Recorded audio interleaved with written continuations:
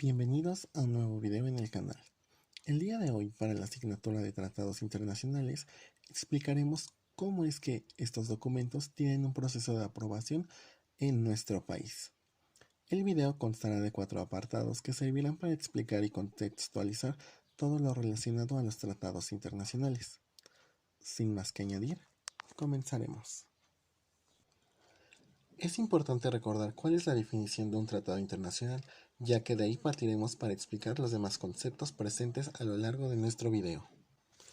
Retomando el punto de la concepción de un tratado internacional, es un acuerdo oficial entre dos o más países o grupos internacionales que establecen derechos y obligaciones entre ellos en determinadas cuestiones.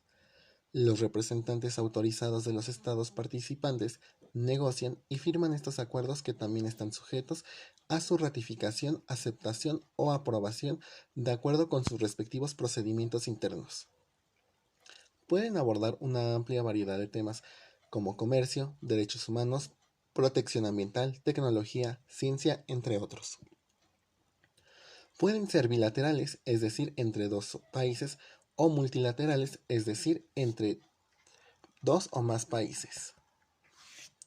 Normalmente los tratados internacionales se componen de un preámbulo que establece los propósitos y principios del acuerdo, seguido de artículos que detallan los derechos, obligaciones y responsabilidades específicas de ambas partes. Pueden también incluir protocolos adicionales, anexos u otros instrumentos adicionales. Un tratado internacional adquiere fuerza legal una vez que los estados participantes lo han ratificado y vincula a estos estados de acuerdo con sus disposiciones. Sin embargo, es importante destacar que las diferentes naciones pueden interpretar y aplicar diferentes tratados y en caso de conflictos con frecuencia se recurre a mecanismos de solución de controversia o arbitraje internacional. Ahora abordaremos el marco legal internacional, el cual nace a raíz de las convenciones de Viena. Dicha convención tuvo sus inicios con la Comisión de Derecho Internacional de las Naciones Unidas, trabajando en el tema del derecho de tratados durante 15 años desde 1950. Durante esos años se suscitaron 3 convenciones de Viena, las cuales tenían como objetivo dar una formalidad y una normatividad en lo que respecta a los tratados internacionales. Brevemente explicaremos sobre cada una de estas convenciones y cómo es que cada una de ellas aportó algo a la conceptualización del tratado internacional y su normativa jurídica. La primera, que fue en 1969, es de gran importancia, ya que da una generalización sobre el derecho de los tratados, dando pie de referencia a años venideros, en el cual la comunidad internacional tomó como base lo escrito en esta convención, permitiendo que los tratados internacionales se rijan por un derecho codificado y consuetudinario. La segunda, la de 1978, indica que ningún Estado que no ha obtenido su independencia está obligado a seguir con los tratados internacionales que se hayan firmado hasta antes de su proceso de independencia o una vez que la hayan obtenido. Finalmente, la de 1986 nos explica que hay dos tipos de tratados, de acuerdo con su artículo primero. Los primeros son aquellos tratados entre uno o varios estados o varias organizaciones internacionales. Los segundos son los tratados entre dichas organizaciones. Y de acuerdo con su artículo 5 que rescatamos y les leeré a continuación porque considero que es lo más importante de esta convención, dice así: la presente convención se aplicará a todo tratado entre uno o varios estados o una o varias organizaciones internacionales que sea un instrumento constitutivo de organización internacional y a todo tratado adoptado en el ámbito de una organización internacional, sin perjuicio de cualquier regla perteneciente a la organización. Esto nos quiere decir que van a existir dos tipos de tratados, los que estén entre uno o varios estados o los que se den entre organizaciones internacionales, pero para ambos tipos de tratados se aplicará la misma normatividad y mismas consecuencias jurídicas dependiendo del estado o la organización que lo firme. Como pudimos apreciar, la normatividad internacional estuvo sujeta a cambios y actualizaciones que lograron establecer una legislación funcional y ampliamente aceptada por los miembros de la ONU, pero ¿Qué pasa con México y qué normatividad existe? Estas preguntas las responderemos en esta tercera sección. En México existen 4 ejes que regulan a los tratados internacionales, de los cuales profundizaremos en 3: la Constitución mexicana, la Ley de Tratados y la expansión relacionada a los tratados en materia económica, provenientes de esta misma ley. ¿Qué pasa con la Ley de Administración Pública Federal? Tiene una única función en este tema, pero no de menor relevancia. Esta ley es la que faculta a la Secretaría de Relaciones Exteriores para celebrar e intervenir en tratados internacionales, de ahí su relevancia. En la Constitución mexicana existen 7 artículos que hablan o hacen mención de los tratados internacionales. Primero, el artículo 15º constitucional restringe las facultades del Poder Ejecutivo y del Senado para celebrar tratados internacionales. Segundo, el artículo 18, en su último párrafo, prevé la celebración de tratados internacionales para efecto de llevar a cabo el llamado intercambio internacional de reos de nacionalidad mexicana o extranjera. Tercero, el artículo 76 explica las facultades del Senado, mismas que ya fueron previstas en el artículo 15º, es decir, son facultades del Senado analizar la política exterior desarrollada por el Ejecutivo Federal con base en los informes anuales en el Presidente de la República y el Secretario del Despacho correspondiente, que rinda pruebas al Congreso. Además, el Congreso aprobará los tratados internacionales y convenciones diplomáticas que celebre el Ejecutivo de la Unión. Haciendo un breve paréntesis aquí, si bien se menciona que la Secretaría de Relaciones Exteriores es la facultada para intervenir en estos tratados, funciona más bien como un mediador entre los estados que deseen celebrar un tratado con México, y la Secretaría lleva esta propuesta al Senado, pero este proceso lo explicaremos con más profundidad más adelante. De igual manera, el artículo 89 constitucional habla de las facultades del presidente con respecto a la celebración de tratados. Si bien la Constitución mexicana menciona y de cierta forma regula los tratados internacionales, no explica cómo deben celebrarse en el país o quiénes realmente están sujetos para poder aprobarlos o en quién recaen las facultades del nombramiento de estos sujetos. Por ello nació la Ley de Tratados, la cual surgió el 2 de enero de 1992 durante el sexenio de Carlos Salinas de Gortari. Esta ley sigue vigente y consta de 11 artículos, los cuales explicaremos de manera muy breve. Los links de consulta de la ley y en los demás documentos empleados para la elaboración de este video aparecerán al final del mismo y también en la descripción. Respecto a la ley, el artículo primero de esta ley establece cuál es el objeto de la misma, de qué va, etc.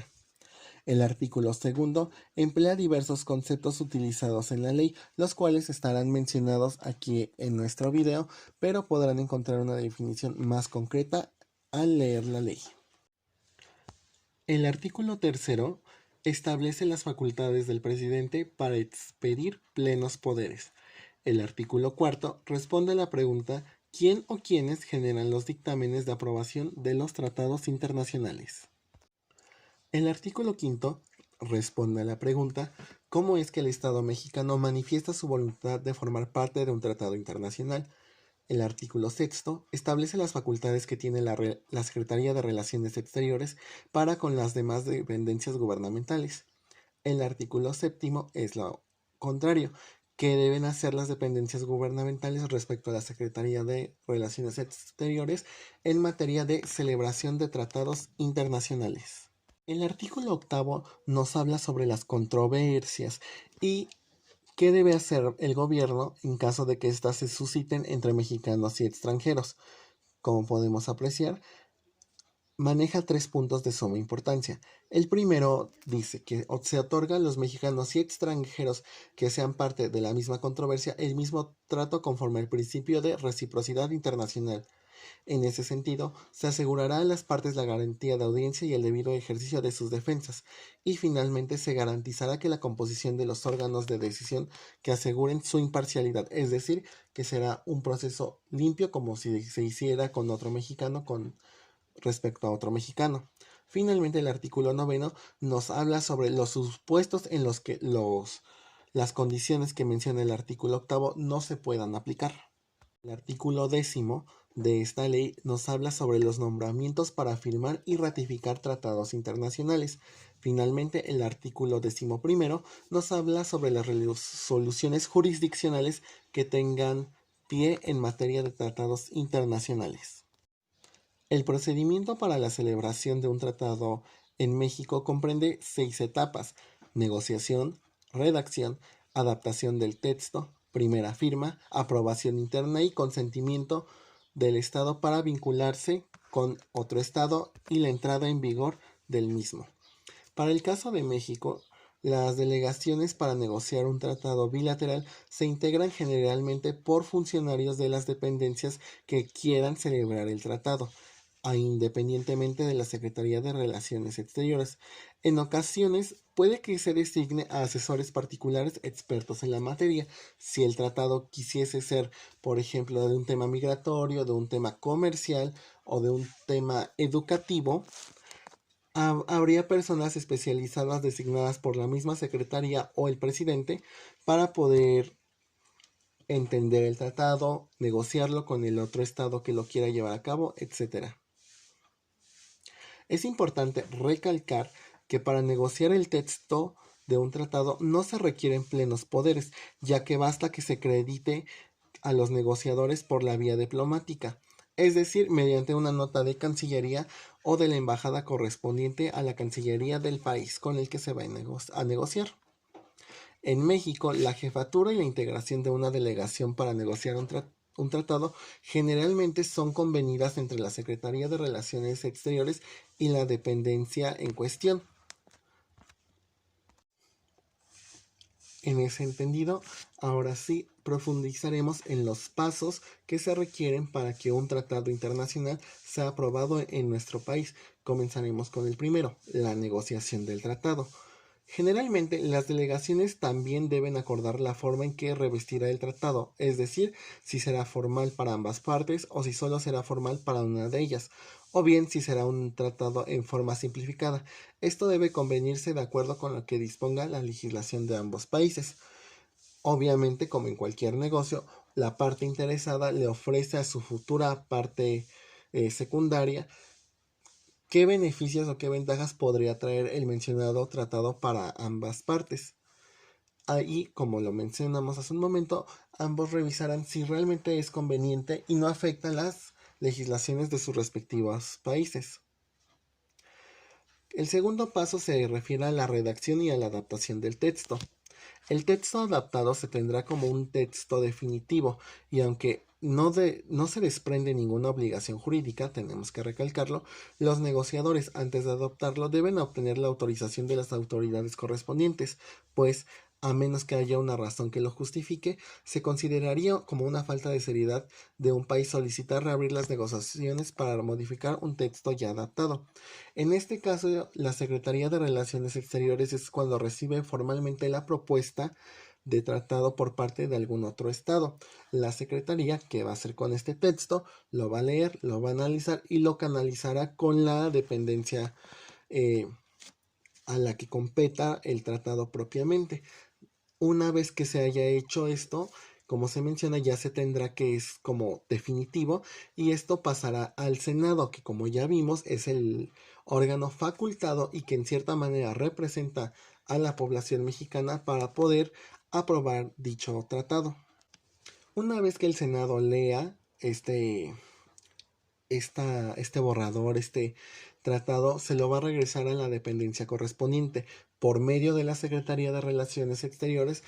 Este texto se solicitará que se le hagan las modificaciones pertinentes o en caso de que ya esté como de acuerdo todo, terminadas las negociaciones, las delegaciones de ambos países informarán a sus respectivos gobiernos y estos, si no hay algún impedimento en ese transcurso de tiempo, se pondrán de acuerdo sobre el lugar y la fecha en la que ha de firmarse el tratado, siempre a reserva de su ratificación.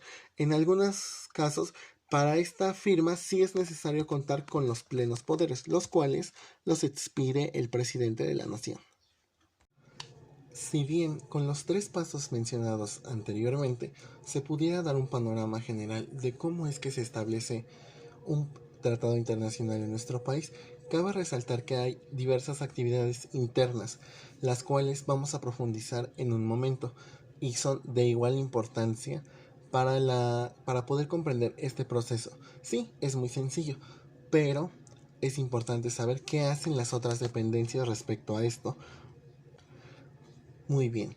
Siguiendo el paso 4 que se refiere a la aprobación interna, de la cual ya explicamos a grosso modo anteriormente, es importante mencionar que el envío de los tratados a la Cámara de Senadores se efectúa a través de la Secretaría de Relaciones Exteriores en cumplimiento de lo dispuesto por la Ley Orgánica de la Administración Pública, como lo mencionábamos anteriormente. Respecto a esto, las relaciones entre el Poder Ejecutivo y otros poderes corresponderá a la Secretaría de Gobernación servir como un enlace entre ellos, es decir, Relaciones Exteriores se comunica directamente con el Senado para la aprobación y el tratado, y del mismo Senado habrá Gobernación, lo que va a hacer es comunicarle a los otros dos poderes que se va a firmar un tratado internacional que ya fue aprobado, etcétera. O sea, para ambos casos siempre va a haber un mediador que se encargará de dar las observaciones, de decir si se va a hacer, no se va a hacer, etcétera.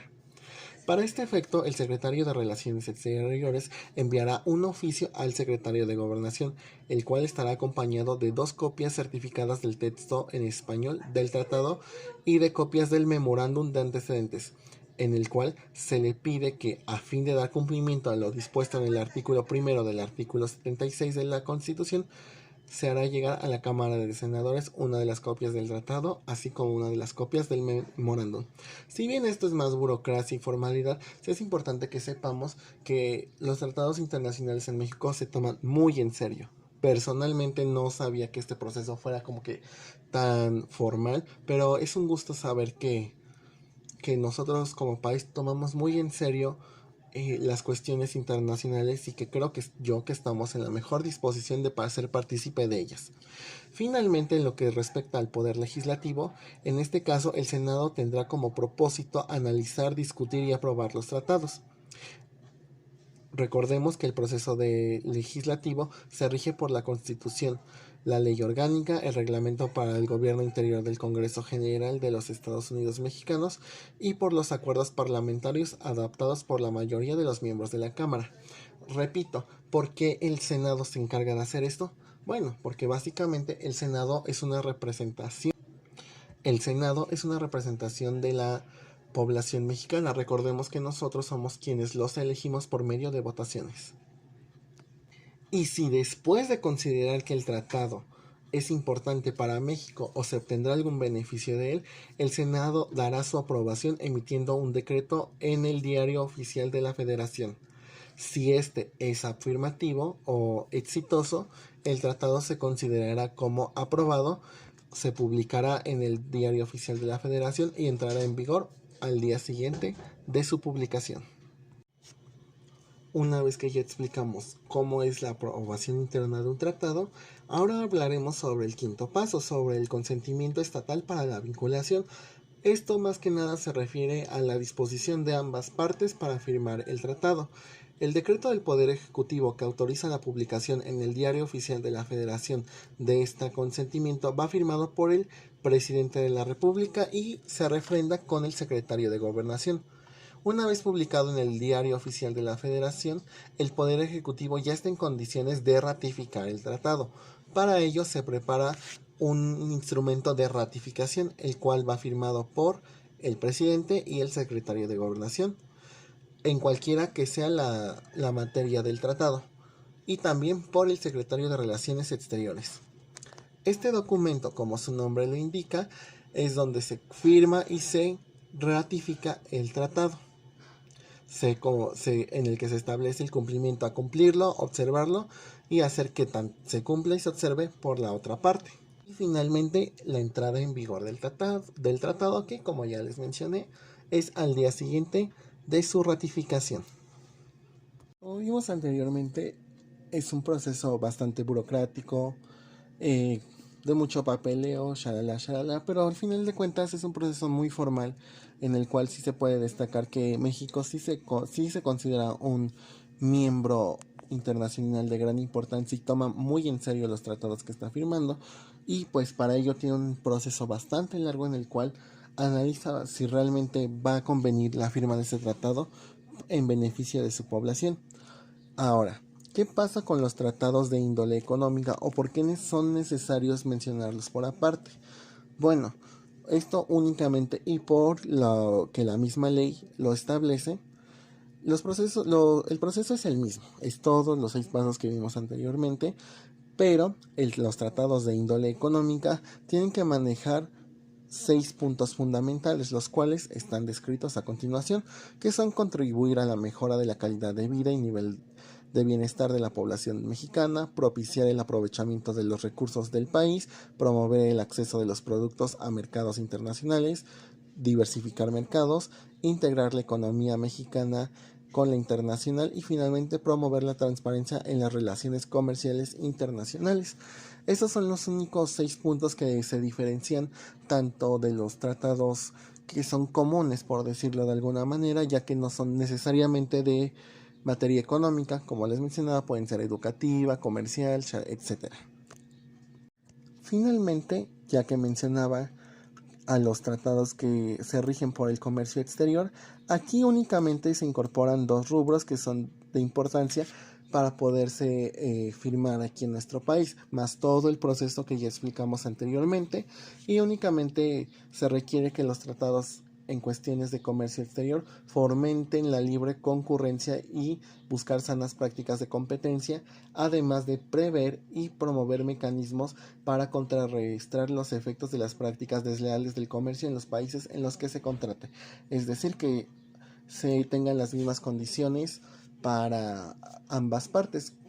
El ejemplo más claro de esto sería el Tratado de Libre Comercio con Estados Unidos y Canadá. Claro, hay una serie de cuestiones que sí podemos decir esto no está como que del todo bien, pero en lo que respecta a la parte metodológica sí se aplica. Y también, como mencionábamos, la ley de tratados explicaba sobre la solución de controversias. Y bueno, maneja los artículos que ya mencionamos anteriormente, y estos mismos artículos sobre otorgar tanto a mexicanos como a extranjeros el mismo trato, asegurar garantía en sus audiencias y ejercer correctamente el ejercicio de sus defensas, y garantizar la composición de los órganos que deciden su imparcialidad, también aplica para otros tratados que tengan esta índole de seguridad nacional. Con eso cerramos el video del día de hoy. Es un tema bastante interesante en el cual pues sí hay todavía más de dónde cortar, pero para no alargar el video y tratar de resumirlo lo más posible, solo mencionaremos estos puntos. Como les mencionaba, sería importante que cada quien leyera la ley de tratados, porque esto que se explicó hace un momento no lo inventé yo, tiene un fundamento jurídico, y el otro artículo también donde se explica con mayor profundidad el proceso de aprobación de tratados, también tiene un fundamento legal, no lo inventé yo, entonces pueden leerlos, los voy a dejar en la descripción, y pues nada, eso sería todo. Gracias por ver el video.